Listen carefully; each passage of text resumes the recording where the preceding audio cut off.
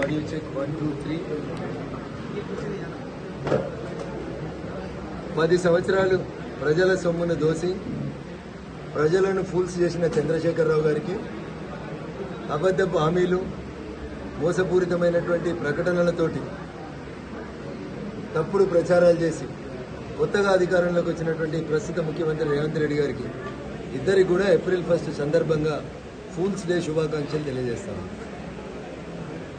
చంద్రశేఖరరావు గారు పార్టీలు మారుతున్నటువంటి ఎమ్మెల్యేలను ఉద్దేశించి నిన్న మొన్న 2-3 సందర్భాల్లో మాట్లాడింది.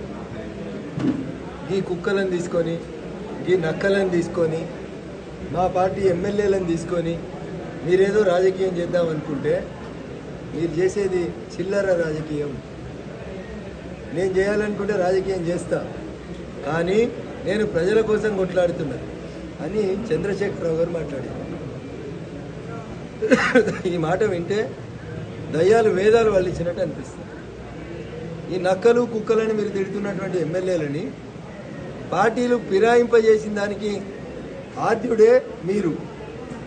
ఈ పక్కన కేకేని కూర్చోబెట్టుకొని, ఈ పక్కన ఇంకెవరిని తలసాని శ్రీనివాసుని కూర్చోబెట్టుకొని, ఆ పక్కన కడియం శ్రీహరిని కూర్చోబెట్టుకొని, రఘునందన్ రావు ఇయ్యాల కొత్తగా చెప్తలేడు మిస్టర్ కేసీఆర్. 2013లో చెప్పిండు రఘునందన్. కావాలంటే మీకు వీడియో పంపిస్తాను. నేటి ఫిరాయింపుదారులే రేపటి ఫిరంగులై పేలుతారు అని రఘునందన్ రావు ఇయ్యాల చెప్పలే, 10 ఏళ్ల కింద చెప్పిండు. ఇయ్యాల నీకు అనుభవంలోకి వచ్చింది కాబట్టి ఇప్పుడు నువ్వు రకరకాల మాటలు మాట్లాడుతున్నావు. ఈ సమాజం నిన్ను క్షమించదు. ఎట్ ద సేమ్ టైం ఆయన 10 ఏళ్లలో చేసిన తప్పుల్నే ప్రస్తుత ముఖ్యమంత్రి రేవంత్ రెడ్డి గారు 100 రోజులనే చేసే కార్యక్రమం మొదలుపెట్టింది. ఇది కాంగ్రెస్ పార్టీకి కూడా మంచిది కాదు.